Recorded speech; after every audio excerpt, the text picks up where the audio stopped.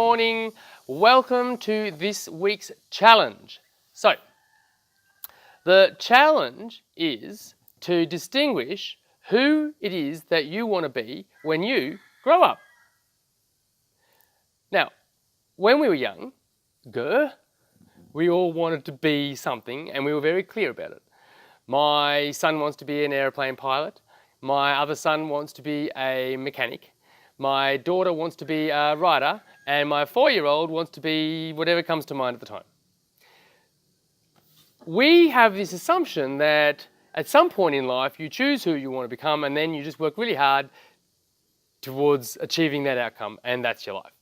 Now, you guys are in the Midlife Creation program. You know there are life phases and that what is important and valuable to you changes. So therefore, inevitably, when you think about it, who you are going to become, who you want to become, will change in accordance with those things that you value as they change. Nothing is stable. Most importantly, what is important to you is not stable. It changes with time. There are critical points where it changes radically. 28, around the 30s, early 40s, 46, 56. But at all stages of your life, what is most important to you in your life shifts with time. Now, there are two components to this.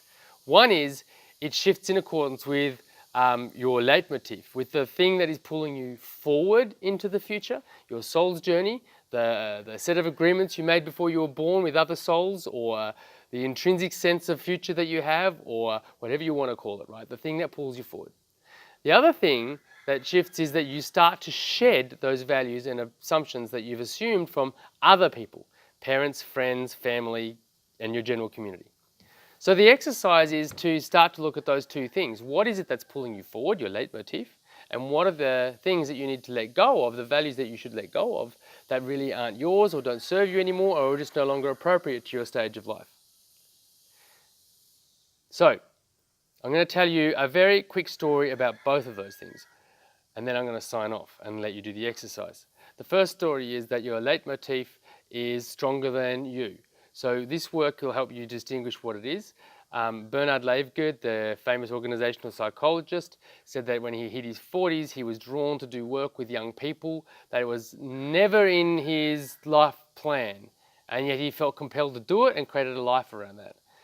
An Indian mother that I knew who did a keynote conference once that I went to talked about how she was the first woman in her family to ever get an education beyond high school. So the opportunity for professional advancement was enormous for her for the first time in her whole family, and yet the pressure to be a great mother and to focus on that as a primary concern was also huge.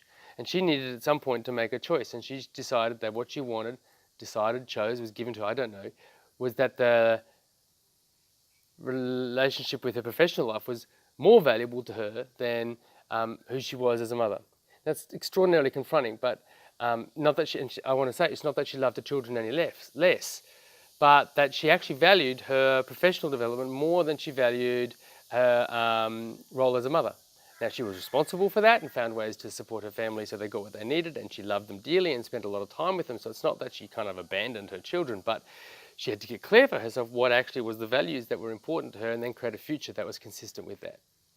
Now, I highlight that particular story because it's confronting, and to let go of the values that we've assumed is confronting.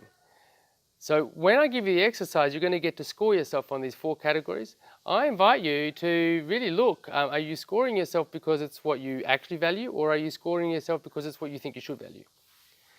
Now I want you to have a journal on all of these, see how it comes up in your journaling over the next week. And on Friday, come to the conversation to talk about what you saw. What is pulling you forward? What have you had to let go of? And what's now coming up that is clear for you, that are values that are important to you, that you can then start to paint into the picture that you're living into, the thing that you want to be, the old person that you want to be, right? All right, good luck. Come to the Friday morning question and answer if you can. The last one was fantastic. So when we get a couple of people on, it can be a really awesome conversation. And I think you'll find it very valuable. If you can make it, make it. All right, ciao, and have a great week, and I'll talk to some of you soon. Bye.